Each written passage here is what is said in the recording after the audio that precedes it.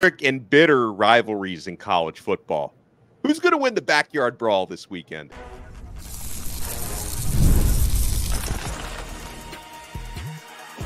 You are Locked On ACC, your daily podcast on the Atlantic Coast Conference. Part of the Locked On Podcast Network, your team every day. Shout out to the everydayers. We are simulcast, Locked On ACC, Locked On West Virginia. I am Alex Dono.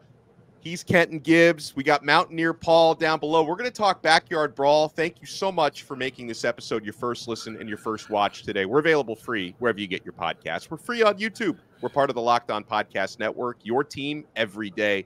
Today's episode is brought to you by Ultimate College Football HC. Brand new mobile game that's completely free, has no ads, and 100% playable offline. Begin your coaching legacy today. We're going to have our score predictions for West Virginia at Pitt this weekend. One of my favorite games in college football. I miss when it was a regular thing. Now it's a semi-regular thing. We're going to talk about the key matchups, and I'm excited to get the insight here from Mountaineer Paul. Let me say hello first to Kenton Gibbs. And Kenton, get ready for a lot of animated and angry fans this weekend, because nothing brings out the rage like hate week between West Virginia and Pitt. I hate to say this, but I'm going to say it. I'm deeply disappointed that this isn't a rivalry week rivalry. I'm deeply disappointed about it. I don't think either one of these teams have bigger rivals than this game. Do Pitt and Penn State even play each other on a regular basis? No.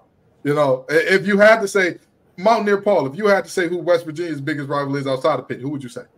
Virginia Tech. Okay, and how often do y'all play Virginia Tech?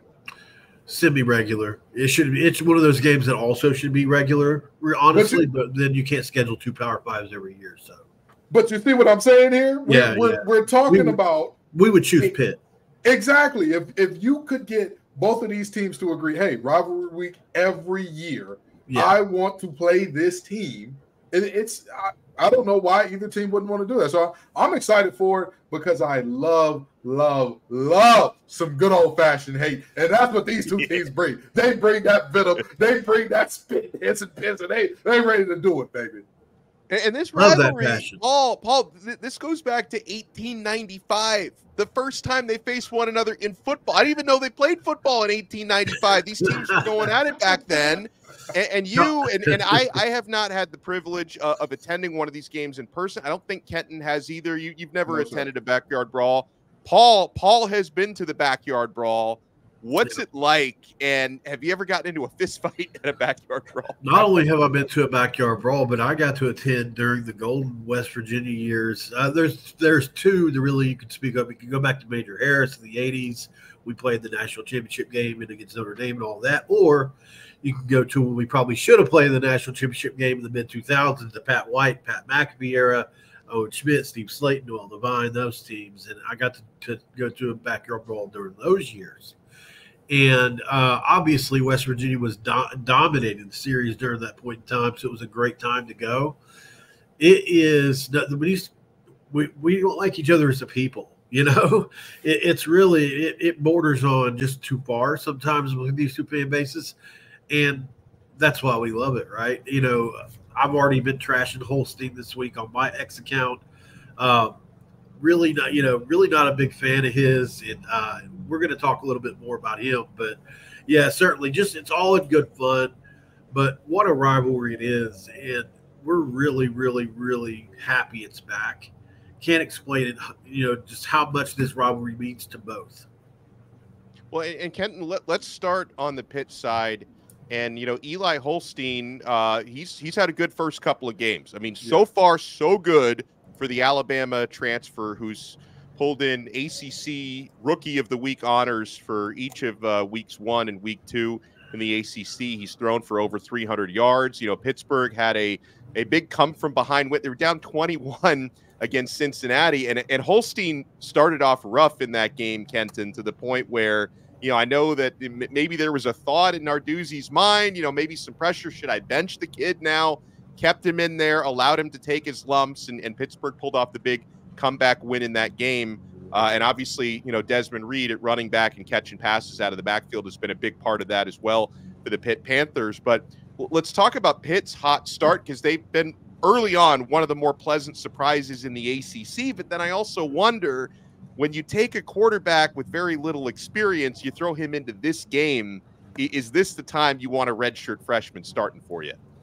Well, it's not about is this the time you want a redshirt freshman starting for you or not. It's about, hey, we're here and the redshirt freshman is the start. You know what I mean? Like, objectively speaking, this is going to be a rocket environment. This is going to be an insane environment. But you don't think a Bama transfer has seen some ruckus environments in the past? You don't think he's seen a little bit of craziness, a little bit of tomfoolery and shenanigans? I get it, right? This is a true Hatfields and McCoy situation, right? We don't know why we hate each other. We've hated each other since the beginning of the time. I get all that. But when I look at this moment for Holstein, I think his biggest thing should be don't let the moment get too big. Because you are right in that this is the biggest moment where he'll be the decision. It's different holding the clipboard, watching what's that young man's name? The let a naysayer know young man do his thing, right? Jalen Milroe. It's different watching Milroe cook and letting him be the decision maker. It's going to be different. But with that in mind, it's all about not getting outside yourself. That's the biggest thing for Holstein. Can he stay composed? Can he play within who he is? And that ultimately may be the difference in this game, because I'll tell you what, if he goes out and struggles like he did against Cincinnati, I'm not sure you can spot this West Virginia team 20 points and feel like you're going to come back, because they got some backs that are big.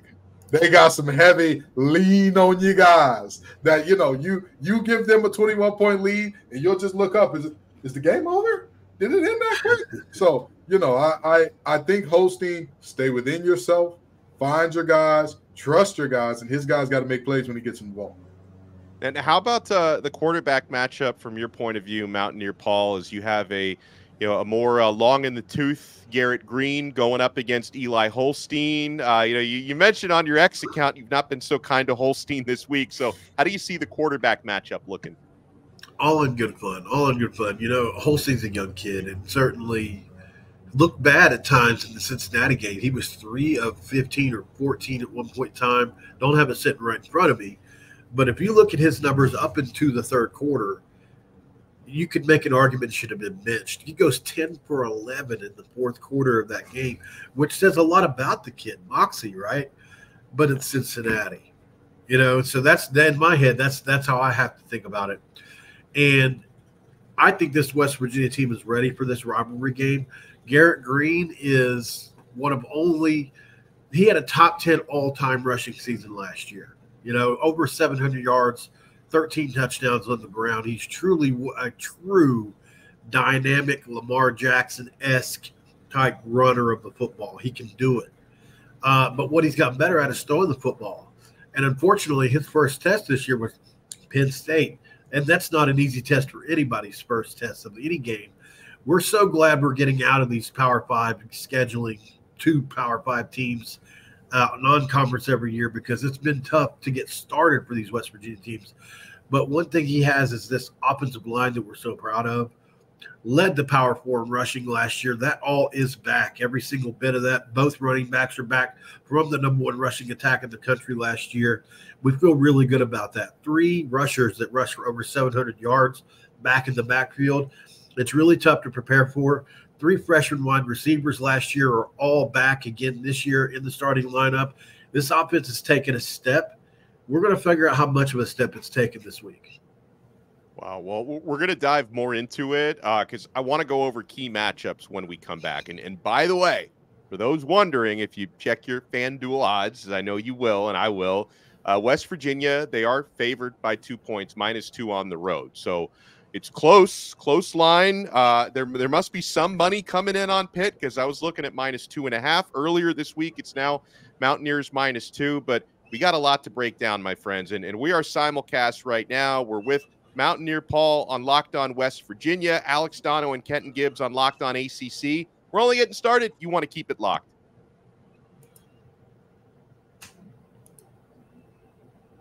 Oh, I already know you're keeping it locked to Ultimate College Football HC. This is the new mobile game and simulation that's sweeping the nation. And guys, I'm addicted to this. I think you're going to love this game as much as I love it.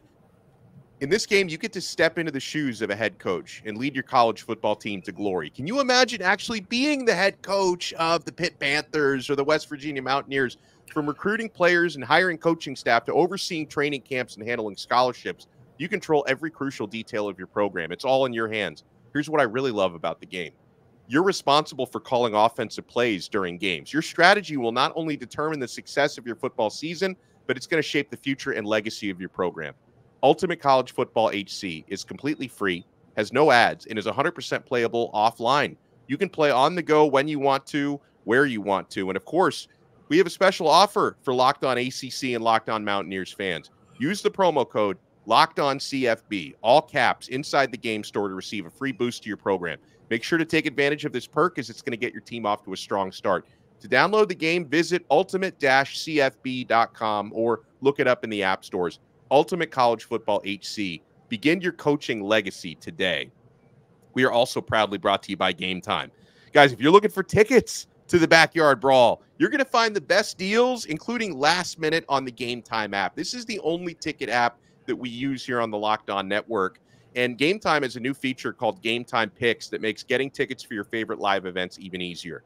Game Time Picks filters out all the fluff to show you only incredible deals on great seats so you don't have to waste time searching through thousands of tickets.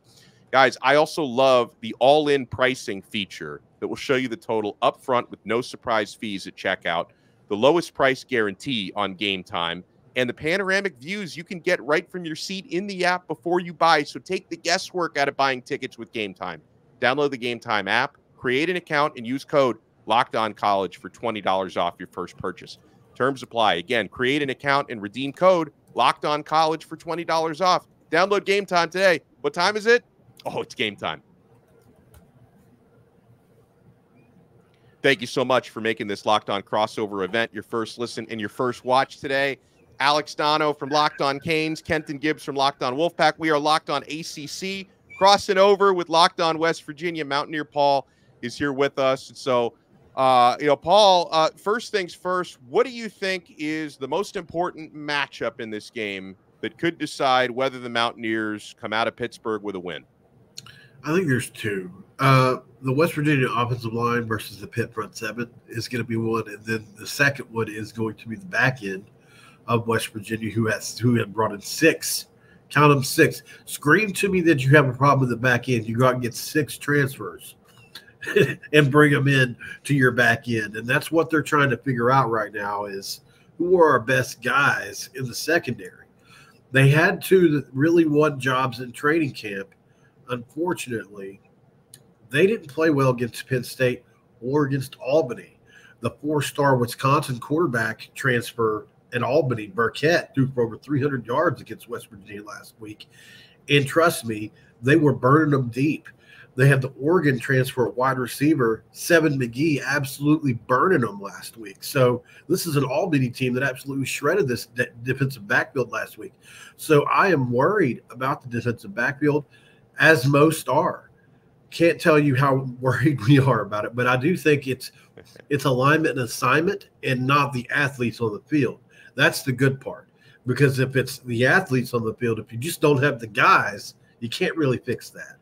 But in this case, it's really alignment and assignment. So that's what we're hoping gets fixed. They're simplifying it. We're hearing all that. So we'll see how it looks. I think they're going to clamp down. And luckily, they're playing against a redshirt freshman. They're going to muddy the picture. I really do think they're going to muddy the picture, too. So we're hoping that happens. But I do think ball control will be the main thing here. We're going to control the clock.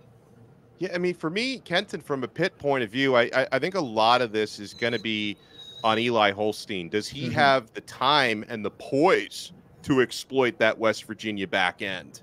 And yes, like you stated earlier, if he starts the game the way he started against Cincinnati, there's probably not a comeback to be had in the same way. So I think having a redshirt freshman playing in this game for the first time, I think is huge. What do you think are going to be key or some of the key matchups? Let me tell you something, okay? I watched West Virginia play in preparation for this because I'm not going to lie to you and say I've been a Mountaineer watcher the last few years. And I had to wipe my eyes a little bit because I said, is that Lindell White and Reggie Bush in the backfield for West Virginia? Yeah. They've got a good combination a flash and dash in the guys that they got running the ball. And you know who I'm talking about with C.J. Donaldson and Jaheim White. But Pitt comes in with two bad boys of their own to stop them. Those two Mike linebackers that they have in Brandon George and Keith Thompson are absolutely phenomenal. And I know some people would say, well, you need to talk about Braylon Lovelace or Kyle Lewis. And I think that they're important too. But there's something about that Mike and running back matchup that those are going to be the guys that are on the field all the time. You and me, one-on-one, mano-a-mano in the hole or in coverage, that is going to decide this game to me. To me, I don't just worry, hey, is West Virginia going to cover on the back end? I am asking myself, if West Virginia's offensive line looks good, but they do not do a great job of climbing to the second level, right? If they cannot get hands on these backers, what does that look like? Because West Virginia's got two linebackers that themselves average, I believe, is like 6'2", 235 apiece. So, they got some fellas themselves that can lay a little lumber. I'm very intrigued because I think that this is going to be a little bit of a throwback to that old-fashioned football. And I'd love to see the backyard brawl actually look like when football used to be a brawl play in and play out. Paul, something I wanted to pick your brain on from the Mountaineers side of it is this a must-win game in a lot of ways? Because if I look at it from the Pitt side, I can't say it's not, because this is such a big rivalry. I don't think anyone on the Pitt side is going to feel good about losing a backyard brawl. But at the same time, we're talking about a Pitt team that was 3-9 last year. They're already just one win away from equaling last year's win total. I feel like the expectations higher for West Virginia. West Virginia's already lost a game. They didn't look particularly good against Penn State week 1. So do you feel like the Mountaineers have more pressure and that this is probably more of a must-win game for their side?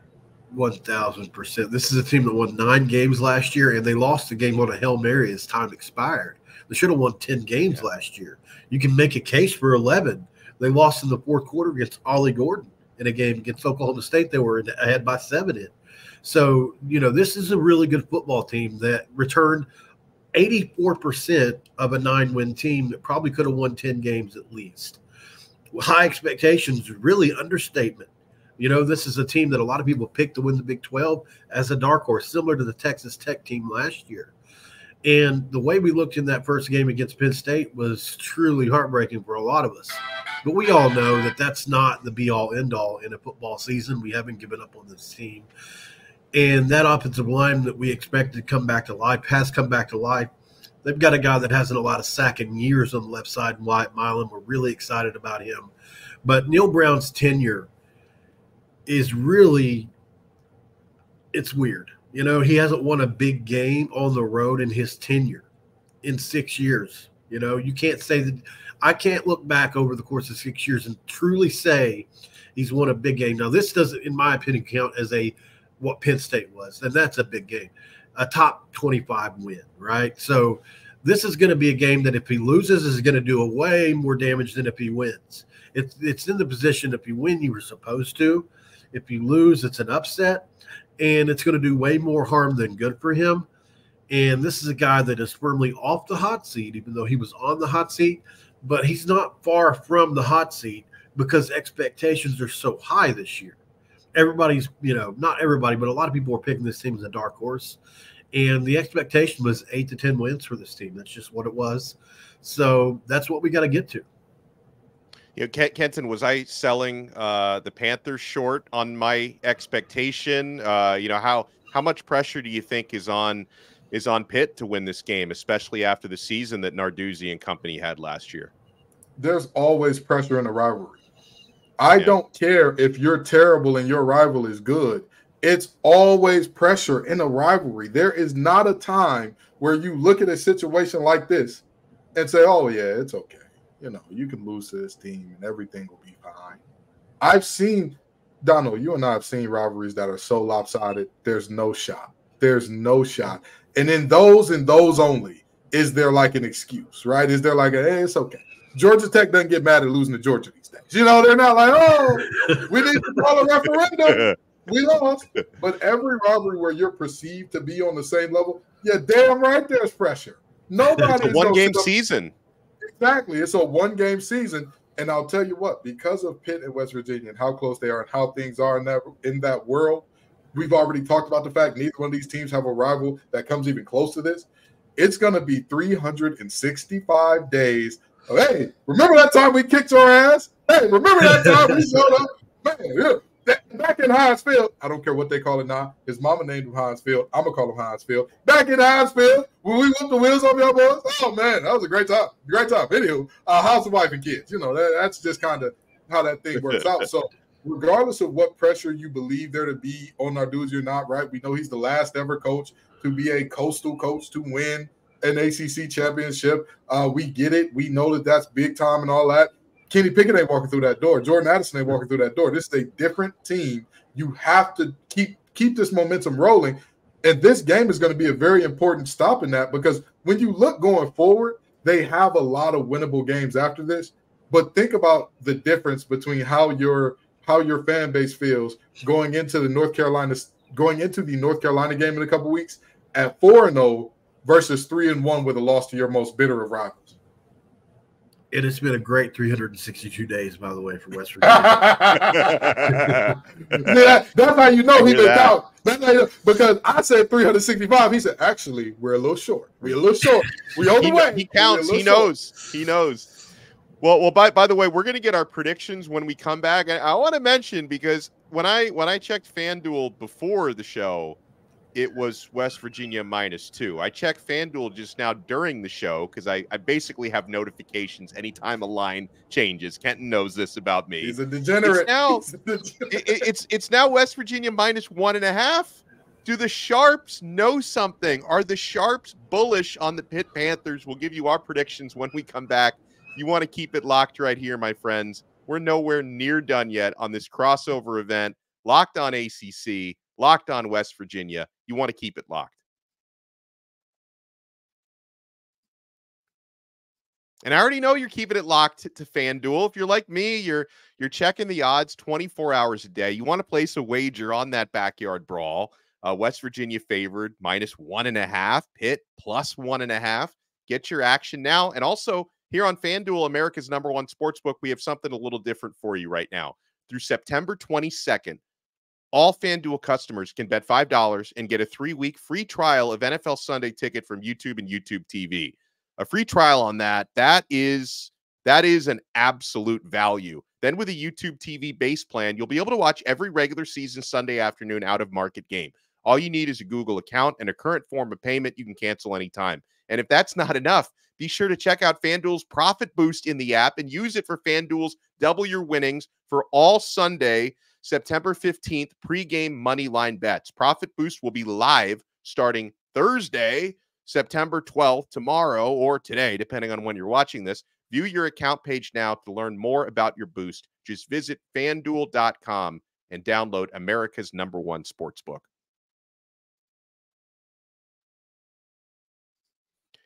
Backyard Brawl since 1895. They're going to do it again this coming Saturday. West Virginia is going to go for 2 in a row in this series.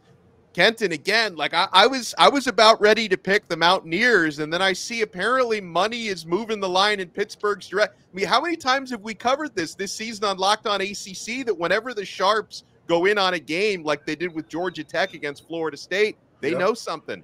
Yeah, they did the same thing last week with NC State and Tennessee as well. The Sharps start moving things, and all of a sudden, I started to get a little concerned. And I'm not going to lie. We're going to go 3 for 3 riding with the Sharps here. There's something. I'm Mountaineer Paul, you're my guy. I thoroughly enjoyed this episode. I was going to pick West Virginia coming in, but you talked me out of it, Paul. You talked me out of it. What do you mean your head coach ain't got a big win on the road in 6 years? What's going on? What's going on? That with the combination of the Sharps. Originally, I had this thing being 23-20 West Virginia, but I think I'm going to flip it. I think I'm going to go ahead and flip it on over to the Panthers side. 23-20, Pitt Panthers pull out a really close one. I'm riding with the Sharps. I'm sorry, Paul. I got to break your heart, brother. I've got to do it. Real quick, but before I give Paul the final word with his pick, I'm going to partially agree with Kenton. I am going to have Pitt edging out a win here. I'm going to go 33-30. I think this game's going to go over the 60. I think it's going to be a little bit higher scoring. And so, and honestly, for anyone, like if you're going to bet West Virginia, you would probably want to bet the spread because the money line is not going to look as well. Let me actually bring up the odds here on FanDuel so I know exactly what I'm looking at. So yeah, so if you want to bet, if you wanted to bet money line West Virginia, it's -126. If you think West Virginia is going to win, you probably go -1.5 on the spread. Where if you're going to bet Pitt, you would want to go money line because it's such a small number now. So +105. So I'm going to go with Pitt to edge it out, but I'm going to give Mountaineer Paul the final word. Who wins? What's your final score? Well, West Virginia is just better in a few key areas. They got a way, but in my opinion, much better offensive line, and I don't think that's up for debate.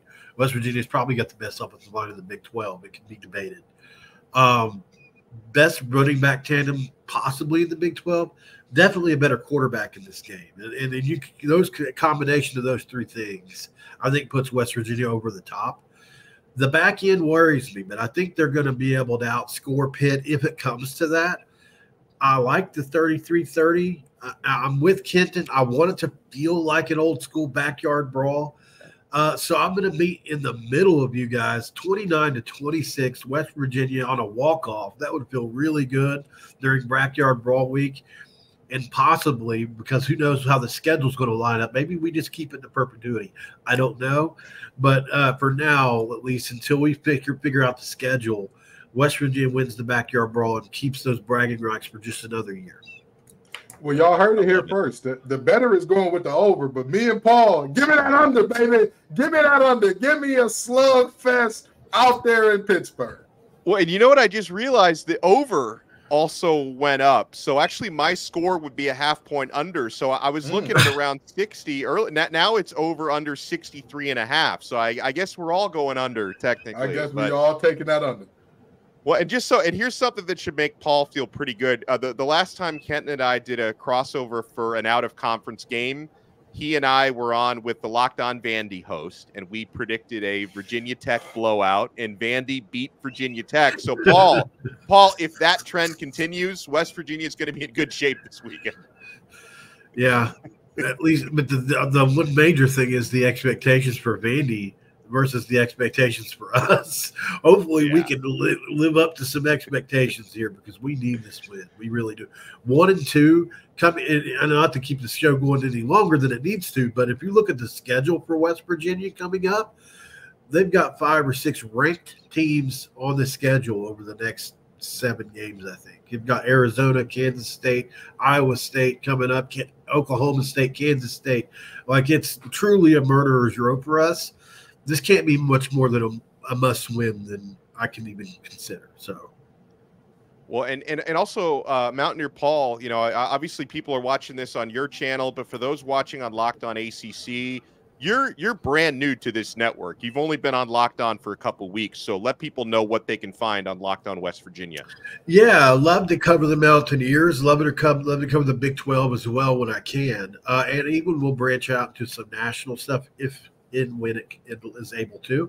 But mostly this is a West Virginia channel. We cover all sports, but mostly the major ones, basketball and football on both sides, women's as well.